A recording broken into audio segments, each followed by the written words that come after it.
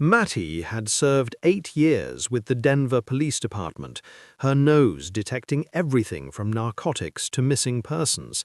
But at age 10, arthritis forced her into retirement, and Officer Ian Cherms took her home as his own. Their bond was unbreakable, forged through countless dangerous calls and late-night patrols across the Front Range. Mattie wasn't just a retired canine, she was family. What Ian didn't know was that Mattie's final act of service would nearly cost her everything. Before we begin, tell us where you are watching from, and if this story touches your heart, please subscribe. While hiking the rugged trails near the Flatirons in Boulder, Mattie wandered off trail, chasing a scent only a veteran search dog could detect. Within minutes, she disappeared into a rocky crevice, falling 15 feet into a narrow cave opening that had been hidden by overgrown brush. Meanwhile, Mattie's 6-month-old puppy, Copper, witnessed his mother's fall. The young pup had never been trained for anything beyond basic commands, but instinct kicked in. Copper sprinted 2 miles back to the main trail, where he encountered hikers and park rangers. Everyone shooed him away, annoyed by the barking stray, until he finally found Ian.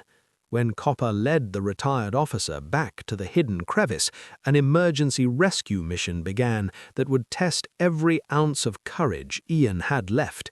Saving Mattie meant descending into the same dangerous cave that had claimed her, with no guarantee either of them would make it out alive.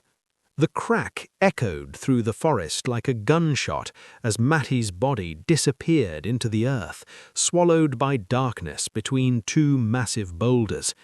Copper froze at the edge, his puppy eyes wide with terror, watching his mother lie motionless on a ledge of jagged stone 15 feet below. Her breathing came in shallow gasps, one leg bent at an unnatural angle. Copper barked, sharp, desperate and pleading, but there was no response, just a terrible stillness. Panic surged through the puppy as he scratched uselessly at the solid rock before making a decision to run for help. He dodged through trees and jumped over roots until he burst onto the trail, nearly colliding with hikers who yelled and kicked at him.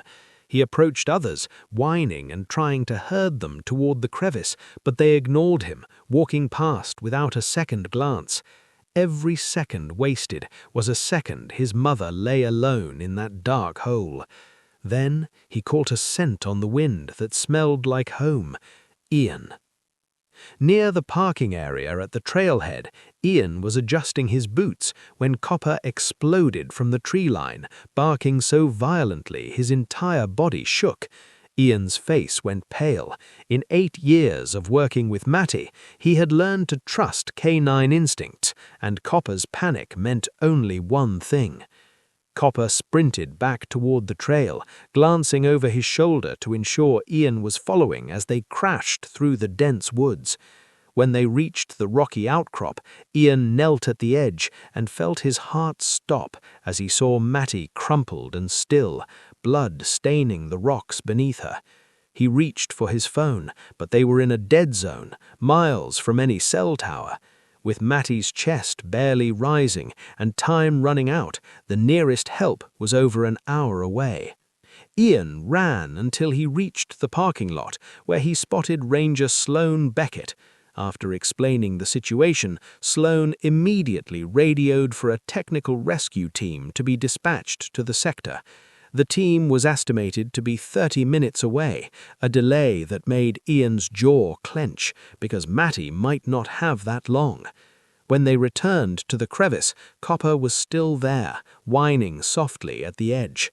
Sloan assessed the situation, noting the ledge was unstable and any wrong move could send Mattie falling another 20 feet into the main cave. Ian didn't hesitate to offer to go down, despite having no technical rope training. They waited for the rescue team, led by Cole Ramsey, who arrived with drilling equipment and harnesses. Ian insisted on joining the descent because Mattie knew his voice and needed him.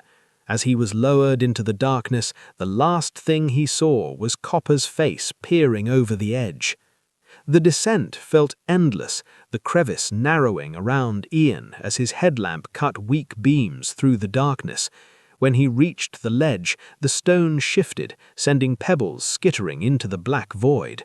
He knelt carefully, whispering reassurances to Mattie, whose tail twitched weakly at the sight of him. Her leg was broken, and she was clearly fading from shock and hypothermia. As Ian worked to secure her into the rescue litter, a crack like thunder split the air, and the ledge beneath him dropped 6 inches.